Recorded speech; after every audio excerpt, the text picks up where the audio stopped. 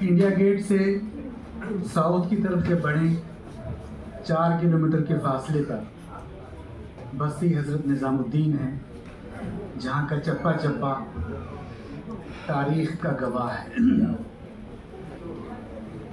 1 kilometre radius پر 3 اتنے بڑے بڑے مایہ ناز شاعر ہیں، سلطنت دور کے امیر خسرو، آخری مغل بہادر شاہ ظفر کے ہم عصر مرزا غالب، اور اکبر اور جہانگیر کے معاصر خانِ خانہ۔ وہ 1 کلومیٹر ریڈیس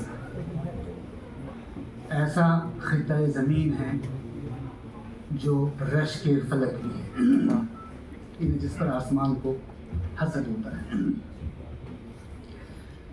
رحیم کی شخصیت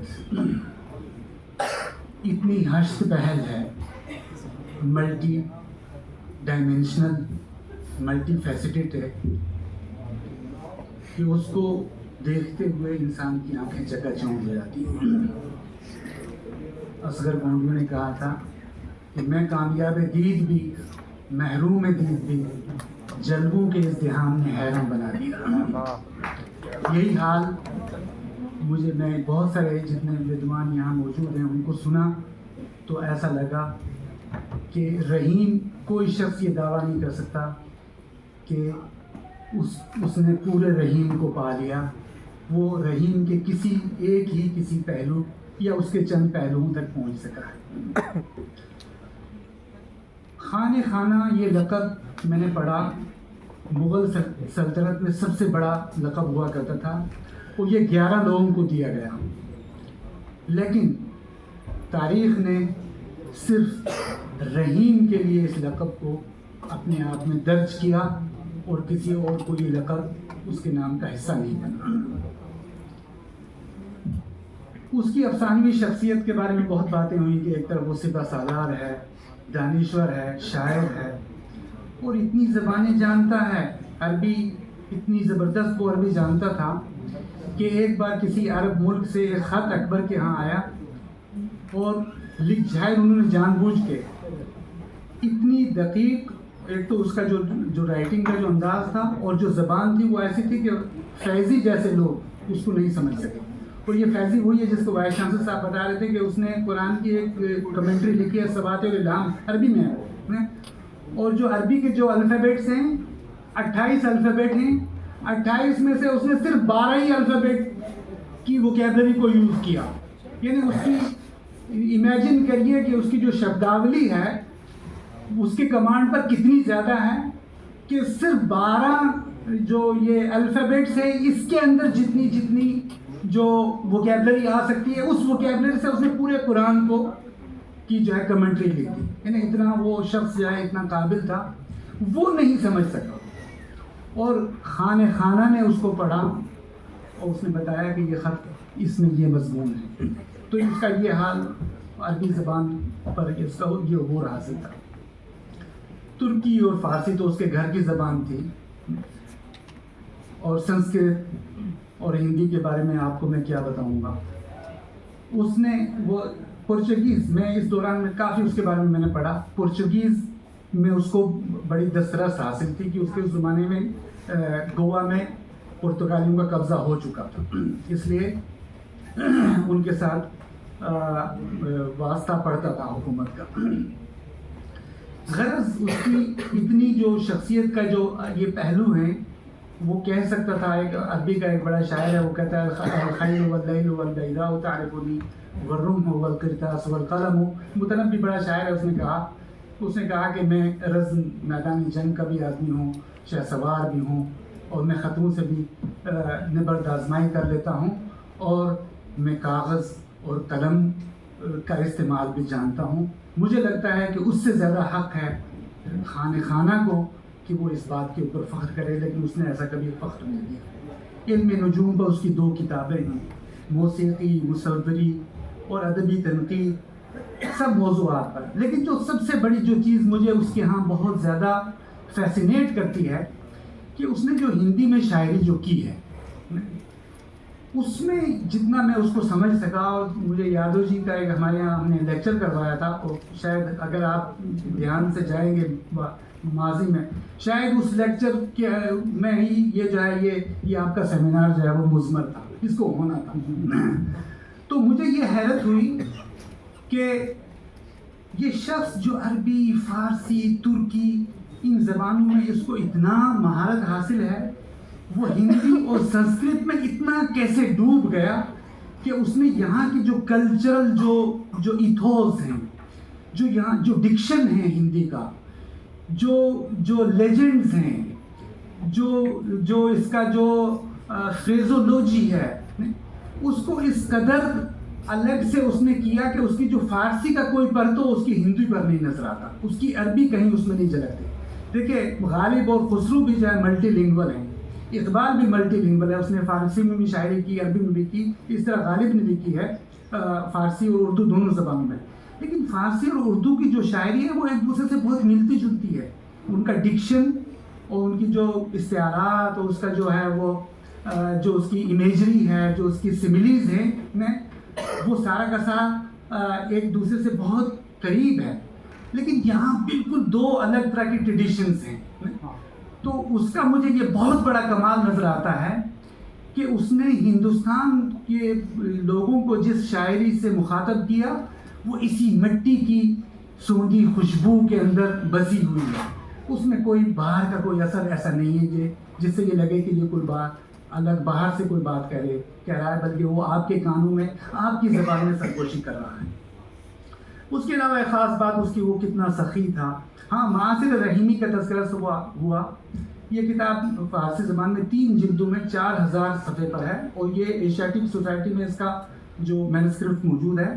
ہماری لائبریری میں جب مجھے ضرورت پڑی تو ہماری لائبریری میں صرف اس کی تیسری جو والیوم ہے وہ ہے، اور وہ بھی اس کا وہ فوٹو اسٹیٹ ہے. اس تیسرے والیوم میں صرف ان لوگوں کا کچھ ہزار صفحے ہیں، ان لوگوں کا تذکرہ ہے جن کو خانہ نے جن کو ایک طرح سے پناہ دی، اور دنیا بھر کے اہل کمال. فارسی شاعری کا جو بہت بڑا نام ہے، وہ معتبر نام ہے عرفی شیرازی اور نظیری نیشا پوری، وہ سارے کے سارے اسی کے دست فیض کے ساتھ وابستہ تھے، اس کے دربار سے وابستہ تھے. تو بلکہ میں یہ دیکھ رہا تھا کہ اس کا شیکسپیئر بھی اصل میں معاصر ہے خانہ کا، اور مجھے لگتا ہے کہ اگر کچھ یہ سرحدیں یورپ سے قریب ہوتی تو کیا کچھ بعید نہیں کہ شیکسپیئر بھی ہندوستان آ گیا ہوتا، اور رحیم کے ہاں کے دربار میں اس کی بھی بڑی پذیرائی ہوتی. بات احمد آباد کے کتب خانے کی، اس کے بارے میں نے کافی کچھ پڑھا ہے. لیکن جو خاص بات ہے کہ زندگی کی حکمتوں کو اس نے لفظ کی کائنات میں جس طرح سمیٹا، وہ جو ہمارے دانشوروں نے جو بات بڑے خوبصورت انداز سے کہی ہے کہ اصل میں وہ انسانیت کا شاعر ہے، اور بات وہ ان ویلیوز کی کرتا ہے جو انسان سے ریلیٹڈ ہیں. اور یہی بات اقبال نے بڑے خوبصورت انداز میں ایک بڑے اچھے سے ایک شعر میں کہی تھی، آدمیت احترام آدمی، باخبر شو از مقام آدمی، کہ انسانیت ہے ہی نام اس چیز کا کہ آپ انسان کی عزت کریں اور انسان کے مقام کو پہچانو. یہ کوئی معمولی مقام نہیں ہے. تو یہی اگر ہم یہ دیکھیں کہ جو رحیم کی جو شاعری فارسی کی ہے وہ اس میں یہ چیزیں بہت زبردست ہیں. اس کا ایک شعر میں صرف فارسی کا بہت ساری چیزیں بڑی فیسینیٹ کرتی تھی، صرف ایک کہوں گا. اس نے کہا درکار جہاں ایک نظر پاک کنی، اگر نظر پاک کنی جز دانش و داد کا ثمر نبینت. اس نے کہا دنیا کے تجربہ کر کے دیکھ لو، اگر تم صاف ستھری آنکھوں سے دنیا کو دیکھو تو ایک تو جو بیان ہے وہ دانش اور داد اور سخاوت، دوسروں کو دینا، یہی وہ چیزیں ہیں جو انسان کو فائدہ پہنچاتی ہے. اس کے علاوہ ہر چیز ختم ہو جانے والی ہے. اور یہی وجہ ہے کہ آج خانہ کا نام ہم لے رہے ہیں. اس زمانے کے بڑے سے بڑے بادشاہ اور جو طاقتور تھے وہ بھی ہم تلوار کے حوالے سے اس کا نام نہیں لے رہے ہیں بلکہ قلم کے حوالے سے اس کا نام لے رہے ہیں. اس کے خوبصورت لفظوں کے حوالے سے نام دے رہے ہیں. اور ایک اور بس بات کہوں گا کہ اس نے ایک رسم وفا کا اور اضافہ کیا. تاج محل کے بارے میں لوگ کہتے ہیں کہ شاہ جہاں نے اپنی ملکہ کے نام سے اس نے مقبرہ بنایا. اس مقبرے کے بارے میں بڑی شاعری ہوئی اور بڑا خوبصورت ہے, دنیا دیکھنے آتی ہے. اور ہمارے قومی شاعر ٹیگور نے اس کے بارے میں یہ کہا تھا کہ یہ زمانے کے رخسار پر محبت کا صاف و شفاف آنسو ہے. اس سے پہلے اس کو انسپائر کرنے والا آدمی بھی خود خانہ ہے. 1598 میں جب اس کی بیوی ماں بانو کا انتقال ہوا, اس نے یہ مقبرہ جو متھرا روڈ پر ہے اپنی بیوی کے لیے بنوایا تھا. اور 29 سال کے بعد جب اس کا جب 1627 میں ان کا انتقال ہوا, اس کا انتقال ہوا, تو اس میں اس کو دفن کیا گیا. اور بس ایک اور چیز میں آپ کو بتاؤں کہ دراصل یہ جو رشتہ ہے, اس کے تقدس, یہ جو انسان اور یہ شریک حیات کے ساتھ جو رشتہ ہے, اس کے تقدس کے بارے میں مشرق کے شعراء کے ہاں بڑا ہچکچاہٹ رہی ہے. خود ایک عربی کا شاعر میں یہ پڑھ رہا تھا, آج سے 1400 سال پہلے ایک بڑا شاعر ہے جریر, اس نے یہ پہلی بار یہ ہچکچاہٹ ختم کی اور اس نے اپنی بیوی کے بارے میں مرثیہ لکھا. اور اس کا پہلا شعر یہ تھا, لولا الحیاء لہاجنی استعبار ولزرت قبرک والحبیب یزار, کہ اگر مجھے شرم آڑے نہ آتی, لجا میرا راستہ نہ روکتی, تو میرے آنسو چھلک پڑتے اور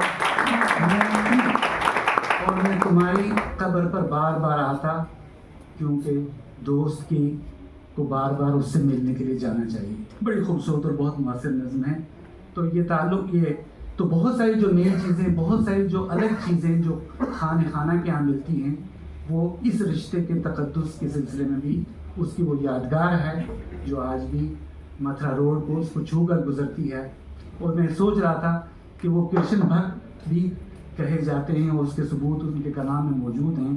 اور یہ بھی بڑی بات ہے کہ متھرا روڈ اس کے مقبرے کے صحن کو چھو کر گزرتی ہے.